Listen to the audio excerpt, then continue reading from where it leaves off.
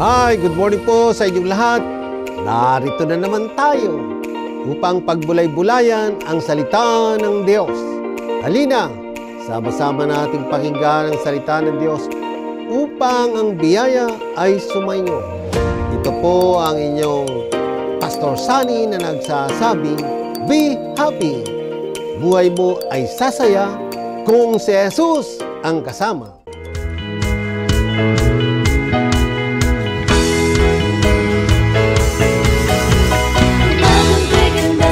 Jesus ang kasama, umagang kay ganda si Jesus ang kasama, umagang kay ganda si Jesus ang kasama, na kasama na si Jesus ang kasama na.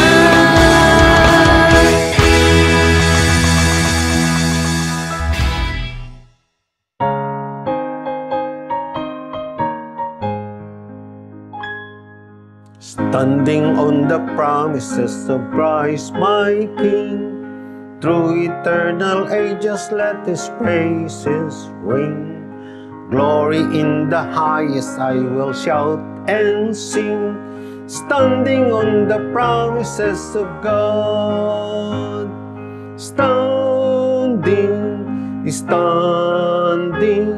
Standing on the promises of God, my Savior. Standing. I'm standing on the promises of God. Standing on the promises I cannot fail.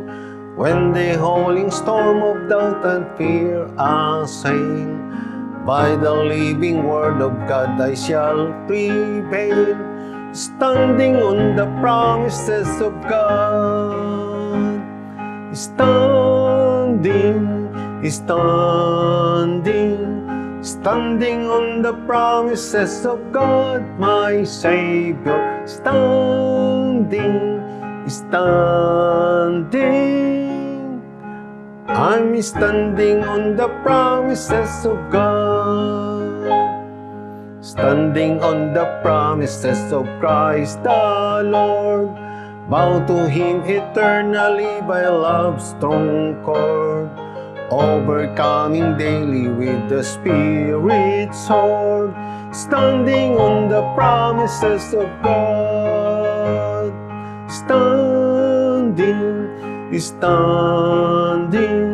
Standing on the promises of God, my Savior. Standing. I'm standing on the promises of God. Standing on the promises I cannot fall. Listening every moment to the Spirit call. Resting in my Savior as my all in all. Standing on the promises of God. Standing on the promises of God, my Savior. Standing. I'm standing on the promises of God.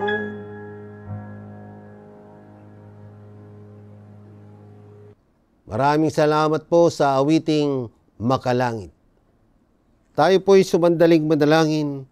O Diyos, sa buwan na ito ay buong puso kami nagpapasalamat na ito ay tinalaga ng Iglesia, ng Church, bilang Thanksgiving month. Ikaw nawa, O Lord, ang manguna sa bawat tagapagsalita, bawat devotional leader, at basbasan mo sila ng Santong Espiritu upang sa gayon ay mas lalo pang maging effective ang iyong Word of God.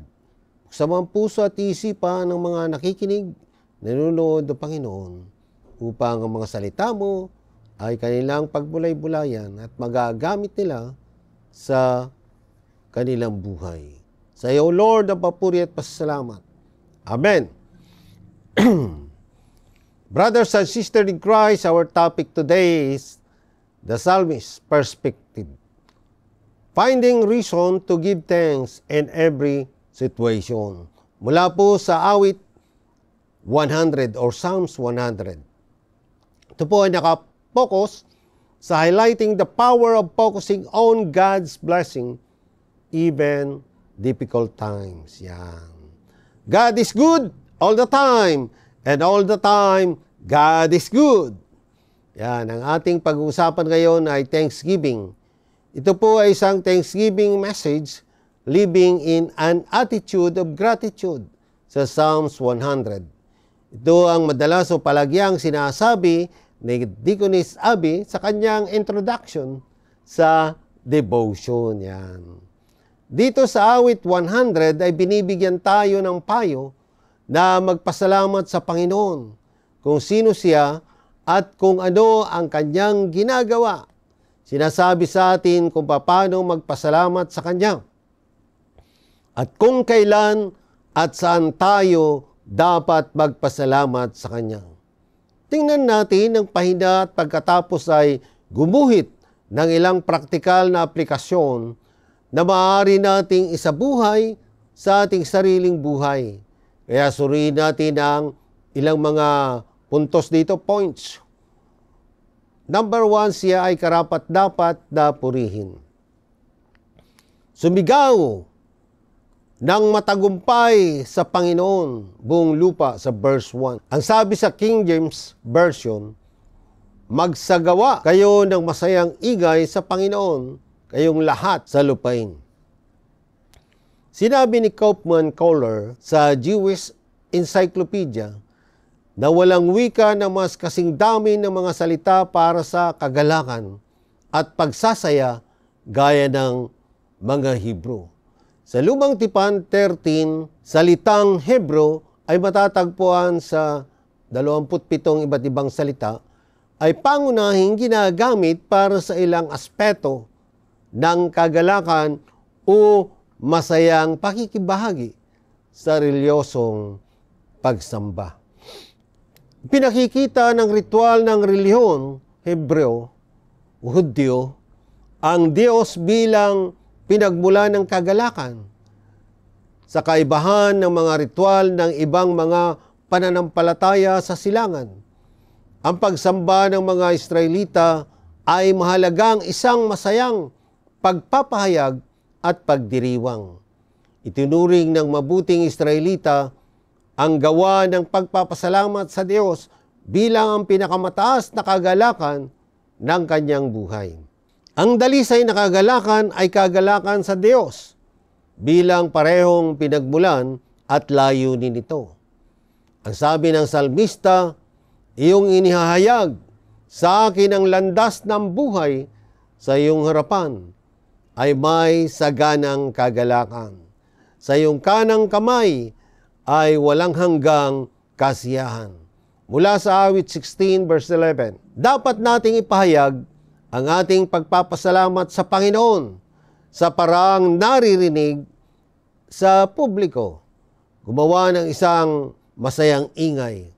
Ang ibig sabihin ng salitang ingay ay sumabog o sumambulat na parang missile ng Israel at Iran. Nagpapadala ito ng imahe o mensahe ng isang tao na puno ng isang damdamin na hindi nila kayang pigilan ang kanilang sarili. Brothers and sisters in Christ, nakapunta na ako sa mga professional na kaganapang sports at nakita ko ang mga emosyong ipinahayag ng mga tao kapag gumagawa ng isang mahusay na laro. Gaya ng boxing, basketball, o running race. Nasasabik sila. Halimbawa, pag yan na. Pag sinabing gano'n ay malapit ng matumba, tira. O kaya, shoot that ball. May mga gano'ng ano. O kaya malapit na isa, yung, Philippines nangunguna sa Olympic. Sigawan mga Pilipino yan. So, sila ay nagiging masigasig. Alam mo ba ang kasaysayan ng salitang excited? Yan. Dumating ito sa atin mula sa salitang Grego na ang ibig sabihin ay angkinin ng Diyos. Kung gayon, kakaunti ang mga tao sa mga simbahan ngayon na inaari ng Diyos dahil sila ay nagpapakita ng kaunting sigasig. Tingnan po natin sa verse 2. Kalawa mga kapatid, siya ay karapat-dapat na paglingkuran. Paglingkuran ng Panginoon nang may kagalakan, lumapit sa kanyang muka, na may masayang awit. Ang paglilingkod sa Panginoon ay pagpapahiwatig ng tatlong bagay. Una, kababaang loob o humility. Hindi mo maaaring paglingkuran ng isang tao maliban kung mayroon kang isang pagpapakumbabang sa loobin. Ganun din sa Panginoon. Kalawa, katapatan, loyalty. Ang paglilingkod ay nagpapahiwatig ng katapatan. Kung hindi, ito ay hindi paglilingkod, kundi pagkakanulo. Katlo, aktibidad or activity. Hindi mo maaaring pagsilbihan ng isang tao kung wala kang gagawin. Brothers and sisters in Christ, maraming tao ang nag-iisip na ang paglilingkod sa Diyos ay nakakulong sa mga vocational ministry. Ngunit sinasabi sa atin ng banal na kasulatan na ang lahat ng nakakilala sa Kanya bilang Panginoon at tagapagligtas ay mga ministro o mga lingkod ng ating Panginoong Jesucristo. Tandaan, ang Diyos ay higit na nagmamalasakit kung ano tayo kaysa kung ano ang ginagawa natin, dahil kung ano tayo, yun ang nagdetermina kung ano ang ating gagawin. Nang ibigay ng Diyos ang kautusan sa mga Israelita sa Deuteronomy 28 verse 47, sinabi niya sa kanila na susumpain sila kung hindi nila paglilingkuran ang Panginoon na may kagalakan at may kagalakan ng puso para sa kasaganahan ng lahat ng bagay. Napakaraming tao nagsasabing kilala nila si Jesus bilang Panginoon tagapagligtas at nabubuhay ng walang kagalakan o kasiyahan. Yun ay dahil nakatuon sila sa maling bagay. Ang ilan ay naglilingkod sa Kanya dahil sa kasakiman. Ginagawa ng taong ito ang ginagawa nila para sa Panginoon o sa Kanyang simbahan para lamang sa makukuha nilang kapalit sa iglesia. Ang taong sakim ay nakatadhana sa buhay ng kalungkutan. Bakit naman? Dahil ang pisikal na bagay, makalupang posisyon o mga nagawa ng tao ay hindi makatutugon sa espiritual na mga pangangailangan. Ang isang tao na ang kayamanan ay nasa makalupang bagay ay may ilang malalim na espiritual na pangangailangan. Ngunit hindi matututunan ang mga ito hanggat ang kanyang pagtuon ay nasa material. Kaya't habang naghanap siya ng kaligayahan, mas malayo siya rito. Ito ay tulad ng pag-iinom ng tubig na may asin, at habang iniinom mo, lalo kang nauuhaw. Ang iba ay naglilingkod sa Panginoon na may samang loob.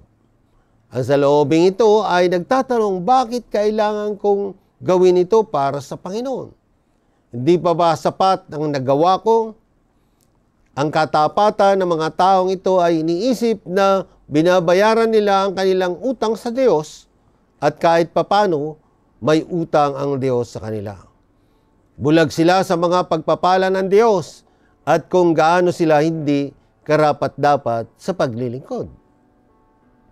Gusto ko ang sinabi ni John Maxwell, sa sandaling ipinanganak tayo, may utang na tayo sa isang tao sa loob ng 9 na buwan, sa buwang silid at pagkain.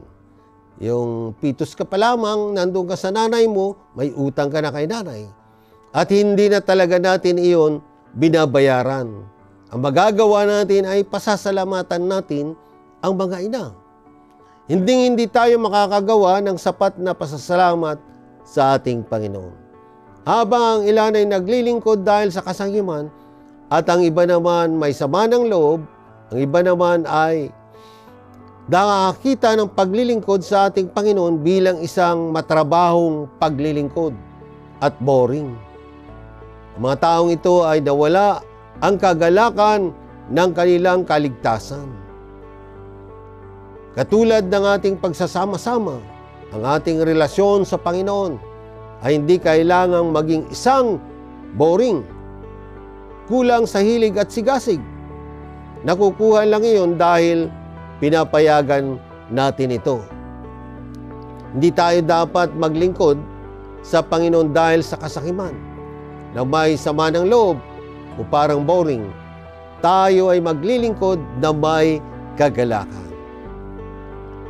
Kaya brothers and sisters, ugaling magpasalamat sa Panginoon. Kahit ilang beses tayong magpasalamat, ay di natin kayang bayaran ang Diyos. Ang tanging magagawa natin, magpasalamat sa Diyos at sundin ang Kanyang utos. Amen. Yan mga kapatid, shout out sa lahat ng mga birthday at wedding anniversary ngayong Friday, bukas Saturday at sa darating na linggo. Tayo po ay manalangin. O Diyos na makapangyarihan sa lahat, aking dinadalangin ang mga nagdaraos ng kaarawan. Ngayong Friday, bukas Saturday at sa darating na linggo.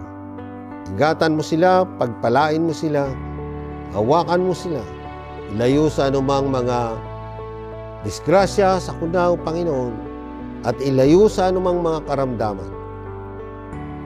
Pangunahan mo sila ng Santong Espiritu at maging masigasig sa paglilingkod sa iyong iglesia, O Lord Jesus. Hallelujah, praise your name. Sa iyo kami umaasa at wala ng iba. Pagpalain at ingatan mo ang lahat ng mga nanonood, nakikinig, upang patuloy na mabago ang kanilang buhay, lumago ang kanilang pananampalataya, at maging maayos ang kanilang pamilya. Sa iyo, Lord, ang papuri at pasasalamat. In Jesus' name. Amen. Yan mga kapatid, natapos na naman ang ating oras para sa debosyon. Sa Jesus ang kasama. Pansamantala tayong magpapaalam at magbabalik tayo sa Friday. Ito po ang inyong lingkod, Pastor Sunny, na nagsasabing, be happy.